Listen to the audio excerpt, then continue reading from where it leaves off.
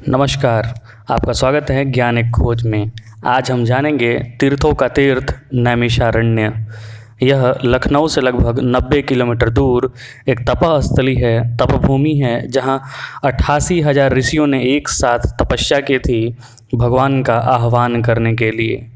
नैमिषारण्य वही जगह है जहाँ श्री हरि विष्णु का चक्र गिरा था। उसके पश्चात यह जगह चक्र तीर्थ के नाम से प्रसिद्ध है और वहाँ पर चक्र तीर्थ के लिए श्रद्धालुगण दर्शन करने भी जाते हैं।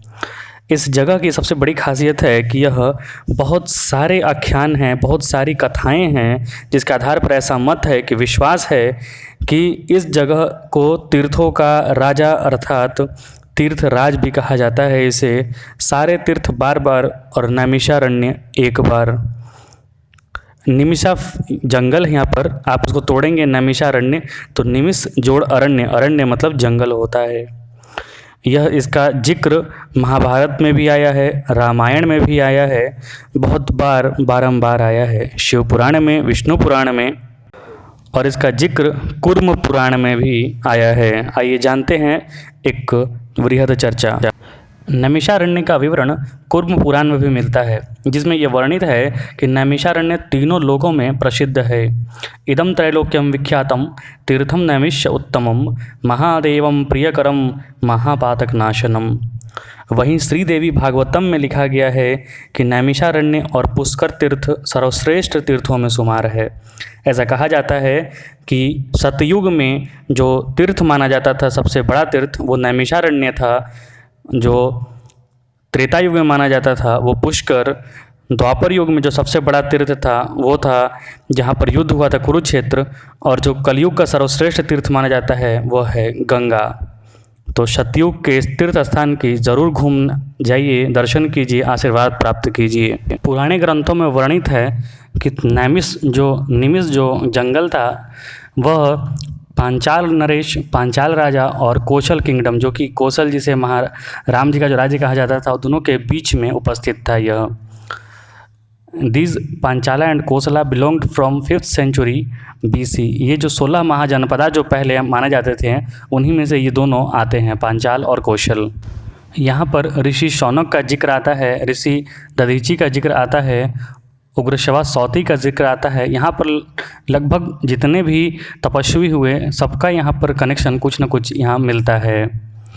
महाभारत के जो कहानी है, ग्रेट किंग जो भरत डायनेस्टी के थे, शौनक के, उनका भी यहाँ पे कहानी मिलता है। कौरव और पांडवों की कहानी मिलती है और कुरुक्षेत्र वार का भी यहाँ से कनेक्शन मिलता है।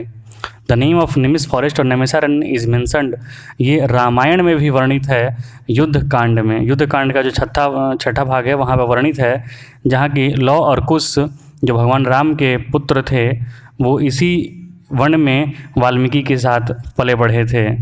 इसीलिए अश्वमेध यज्ञ में भी नैमिषारण्य का जिक्र आता है, क्योंकि अश्वमेध जो घोड़े थे उनको यहीं पर लौ और कुश ने पकड़ा हुआ था। The name of the ancient forest Nimisha is mentioned in the Indian epic Mahabharata और शिव पुराण में भी इसका वर्णन आता है।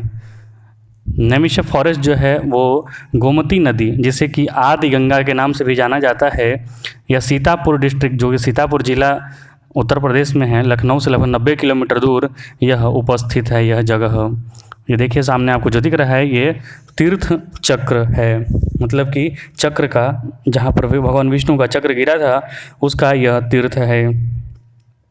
ऐसा माना जाता है कि केदारनाथ और बद्रीनाथ के दर्शन तभी सफल मानी जाती है जब आप नैमिषारण्य के भी दर्शन कर लेते हैं। तीर्थ वर नैमिष विख्यात अति पुनित सनक सिद्धिदाता, अर्थात यहाँ पर तीर्थ को घूमना, तीर्थ का दर्शन करना बहुत ही पुण्य का काम माना जाता है। वाल्मीकि रामायण में लिखा हुआ है, यज्ञवारस्य शिवमहान गोहत्या नैमिषे वने आज्ञाप्ताम महाबाहो तद्धि पुष्यमान उत्तमम। जब गोहत्या का, ब्राह्मण हत्या का पाप लगा था भगवान श्री हरि राम पर, तो ये यहीं पर अपना गए थे। विश्व प्रसिद्ध सत्यनारायण कथा की शुरुआत इसी पवित्र जगह से मानी जाती है, इसीलिए इस कथा के शुरुआत में ही नैमिषारण्य के संबोधन से होता है। महर्षि दधीची ने अपने हड्डी का दान जो बोन्स का दान उन्होंने किया था राक्षस को मारने के लिए चाहिए था, वज्र का निर्माण करने के लिए उनका हड्डी चाहिए था, तो यहीं पर नैमिषारण्य में ही उन्होंने अपनी हड्डी का दान देवताओं को किया था वज्र बनाने के लिए। यहाँ तो 33 कोटि देवताओं का भी मंदिर है, क्योंकि महर्षि दधीचि ने हड्डी दान के पश्चात उसी समय देवताओं से आशीर्वाद मांगा था कि सभी देवता यहाँ आकर वास करें। तो 33 कोटि देवता होते हैं। 33 कोटि को 33 करोड़ नहीं समझिए, ये अपभ्रंश है। नैमिषारण्य में भगवान श्री हरिविष्णु का 108 दिव्य देशम में से एक यहाँ पर है, और बाकी के लगभग सारे साउथ में आते हैं। यहाँ माता के 51 शक्तिपीठों में से एक माता ललिता भी विराजमान है। भगवान विष्णु के 108 दिव्य देशम में से एक है, और माता के 51 शक्तिपीठों में से भी एक यहाँ विराजमान है। भगवान राम यहाँ पधारे थे। तुलसीदास ने रामायण भी, जो तुलसी रामायण लिखी है, वो कुछ अंश यहाँ पर लिखा है। सूरदास भी यहाँ रह चुके हैं, और ऐसा कहा जाता है कि मनु और शत्रुपा ने यहाँ घोर तपस्या की थी, और घोर तपस्या के पश्चात उन्हें नारायण के रूप में पुत्र की प्राप्ति हुई थी।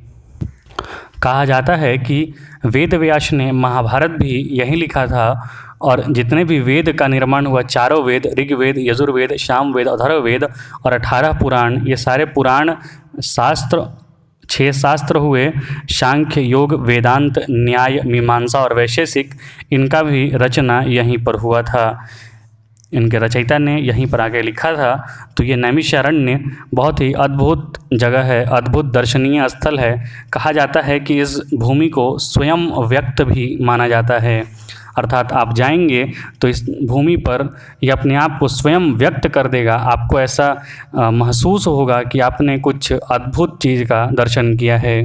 यहाँ पर ऋषि श्रृंगी का भी आश्रम है। ऋषि श्रृंगी वही हैं जिनका विवाह माता शांता से हुआ था, जो भगवान राम की बड़ी बहन मानी जाती हैं।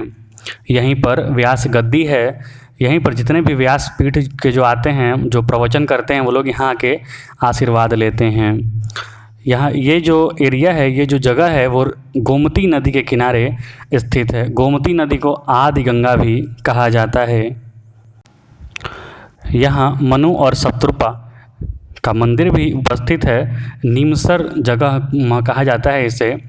मनु और शत्रुपा जिन्हें कहा जाता है कि ये ब्रह्मा जी के पहले मानस पुत्र थे, पहले संतान थे जो पृथ्वी पर आए थे, और इन्हीं के हम सब संतान हैं। यहाँ पर हनुमान गढ़ी है, हनुमान टीला जिसे कहा जाता है। एक अद्भुत, भव्य और एक ऐसी जगह जिसे शब्दों में व्यक्त नहीं किया जा सकता है। तो आप नैमिषारण्य में ज़रूर घूमने जाएं, दर्शन करें। ये वीडियो कैसा लगा ज़रूर बताएं। बहुत बहुत धन्यवाद। लाइक और सब्सक्राइब कर दें।